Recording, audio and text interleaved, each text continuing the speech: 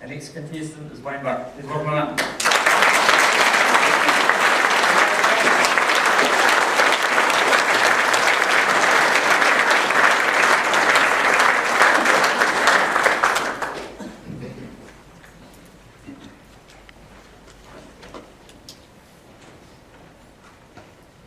Faux pas so far.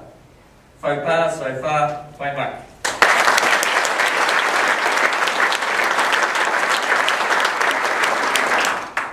Contest chair, fellow Toastmasters, noble and esteemed judges. Our mistakes define who we are. Like deciding to sit through yesterday's district council meeting. What a marathon. Like leaving my room for service light up all night in my hotel room. Contest rules prohibit me from revealing what happened, but well, it's just as well they don't.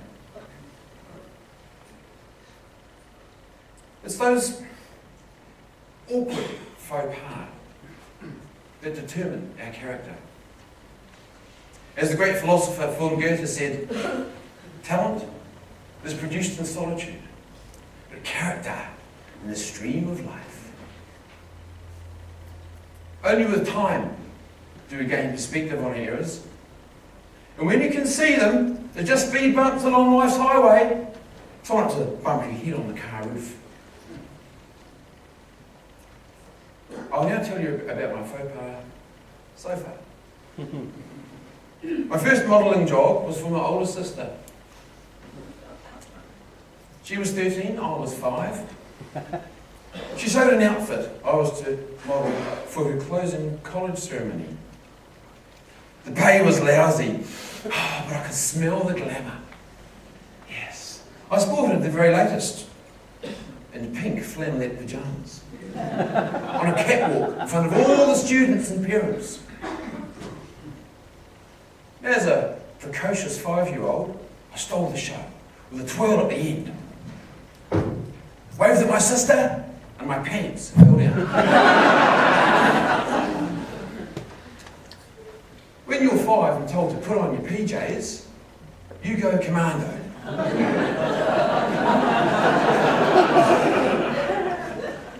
See, I now never do anything like that again.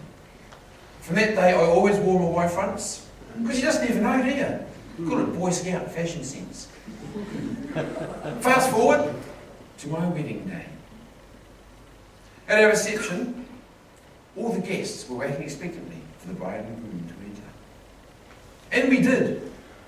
My new wife's elegant dress was long and flowing. Well, too long and flowing, actually. I stood on the veil. Her head snapped back and scrolled from behind. I mean, even those cat collars have quick releases on them, don't they?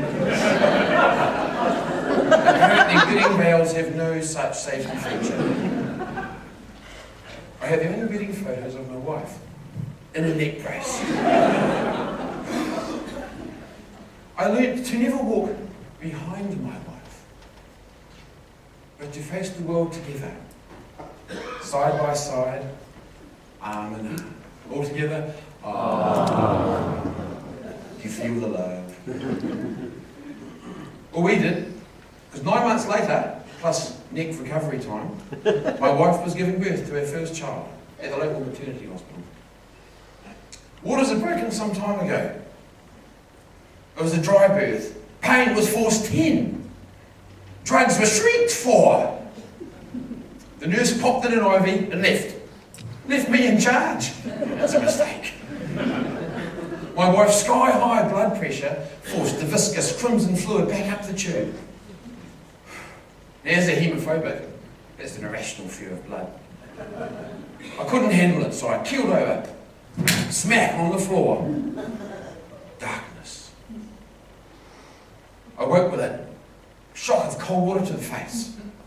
No time for him now, said the nurse. It's showtime. The marriage is about sharing experiences. My wife, 14 hours of excruciating labour pain. Me, well, I cut the cord like Harry Doinhoven opening up a new swimming pool.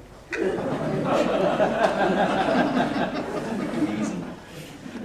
I now never assume things will go as planned, and that blood is thicker than water. Who here has been to Sunny Nelson? Sunny Nelson, all right. I went there once, speaking to a vast array of Toastmasters in a speech contest, just like you. Part of my act was to kick a rugby ball to a mate planted in the audience. Now, we had tried it before, but not there. And with a high stage and a high adrenaline, a low ceiling and low thinking, I kicked. The ball smashed into the ceiling and falconed down onto someone's head. Bonk. The only problem was that head belonged to the district governor of all New Zealand, who was also a judge. I don't know why, but she wasn't as amused as those people without a dent in their head. With her, I hope to give an impression, not concussion. My lesson, to never ever hit a judge before the ballots are in. Ladies and gentlemen, those are my faux pas so far. I'm not finished yet. I'm afraid there's more. Life is all about perspective. And I could have viewed these as embarrassing, crippling scars, or as new ways to laugh at myself. And that's what I did. Because life is not a spectator sport, is it? No. So I challenge you, all of you, and encourage you.